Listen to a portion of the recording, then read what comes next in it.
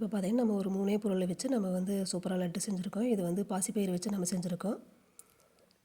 இது இப்போ நம்ம எப்படி செய்கிறதுன்னு பார்க்கலாம். இதுக்கு வந்து ஒரு டம்ளர் நம்ம பாசிப்பயிறு எடுத்துக்கலாம். அதை நல்லா நம்ம வந்து மீடியம் ஃப்ளேமில் வச்சு நல்லா நம்ம வறுத்துக்கலாம்.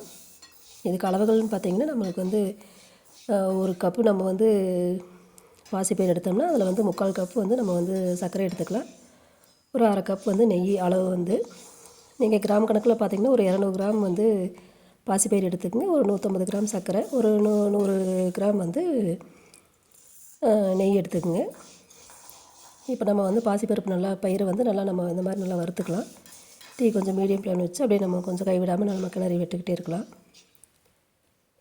இப்போ இந்த உருண்டை செய்கிறது வந்து ரொம்ப ஈஸி தான். உடம்புக்கு ரொம்ப நல்லது. குழந்தை சின்ன பசங்களுக்குலாம் நல்லா விரும்பி சாப்பிடுவாங்க. அதே சமயம் நல்லாவும் இருக்கும். நம்ம நெய் சேர்க்கறதுனால உடம்புக்கு ரொம்ப நல்லது குழந்தைங்களுக்குலாம்.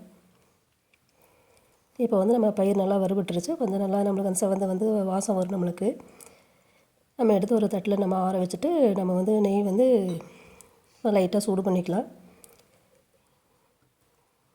நம்ம அதே பாத்திரத்தில் வந்து நம்ம வந்து நெய் அதில் ஊற்றிட்டு கொஞ்சம் அது பாட்டுக்கு அப்படியே சூடாகிட்டு ரொம்ப கொதிக்க தேவையில்லை. கொஞ்சம் மெல்ட் ஆகி வந்தால் போதும். நம்ம இப்போ வந்து பயிர் வந்து நம்ம கொஞ்சம் ஆறுனதுக்கப்புறம் நம்ம அரைச்சிக்கலாம். இப்போ சர்க்கரை இதிலே சேர்த்து நம்ம அரைச்சிக்கலாம். டேஸ்ட்டுக்கு கொஞ்சம் அதிகமாக வேணும், இன்னும் கொஞ்சம் கூட நீங்கள் சர்க்கரை சேர்த்துக்குங்க. இல்லைன்னா இதே அளவு போதும்.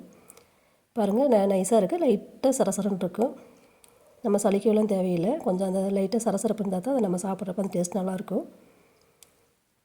இப்போ பார்த்திங்கன்னா நம்ம வந்து நெய் வந்து ஒரு டம்ளரில் அதில் மாற்றிட்டு நம்ம வந்து அரைச்ச மாவு வந்து இதே பாத்திரத்தில் நம்ம அப்படியே போட்டுட்டு நம்ம கொஞ்சம் கொஞ்சம் நெய் ஊற்றி நம்ம வந்து மிக்ஸ் பண்ணிக்கலாம்.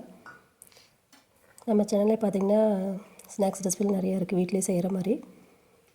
அதோட லிங்க்கில் நான் கீழே கொடுக்குறேன். நீங்கள் விருப்பம் இருந்தால் எப்படி செய்யணும்னு பாருங்கள்.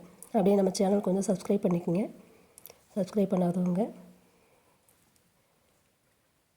இப்போ பாருங்கள் நம்ம இது எல்லாத்தையும் நல்லா மிக்ஸ் பண்ணி விட்டுட்டு கொஞ்சமாக மறுபடியும் கொஞ்சம் தேவைப்பட்டால் கொஞ்சம் நெய் சேர்த்துக்கலாம். நம்ம வந்து ஒரு 1/2 டம்ளர் நெய் எடுத்துருக்குறோம். கொஞ்சமாக தான் மிச்சமாக இருந்துச்சு. நீங்கள் பார்த்து கொஞ்சம் கொஞ்சமாக மிக்ஸ் பண்ணி அதை சேர்த்துக்குங்க. ரொம்ப இந்த ரெசிபி செய்கிறது வந்து ரொம்ப ஈஸி தான். அதே சமயம் ரொம்ப உடம்புக்கு ரொம்ப நல்லது. குழந்தைங்களுக்கு நம்ம பெரியவங்களும் கொஞ்சம் நெய் சேர்த்துருக்கனால கொஞ்சம் இது கொஞ்சமாக நம்ம சாப்பிட்டுக்கலாம், ஒன்றும் தப்பு இல்லை. சின்ன பசங்களுக்குலாம் கண்டிப்பாக கொடுக்கலாம். இது ரொம்ப நல்லது உடம்புக்கு. இப்போ ஒரு 10 நிமிஷம் நம்ம வந்து நல்லா மிக்ஸ் பண்ணி இந்த மாதிரி இது மூடி வச்சுட்டு திரும்பவும் நம்ம வந்து சின்ன சின்ன உருண்டையில் நம்ம உருட்டிக்கலாம். நீங்களும் இந்த மாதிரி ஸ்நாக்ஸ் ட்ரை பண்ணி பாருங்கள். ரொம்ப உடம்புக்கு ரொம்ப நல்லது.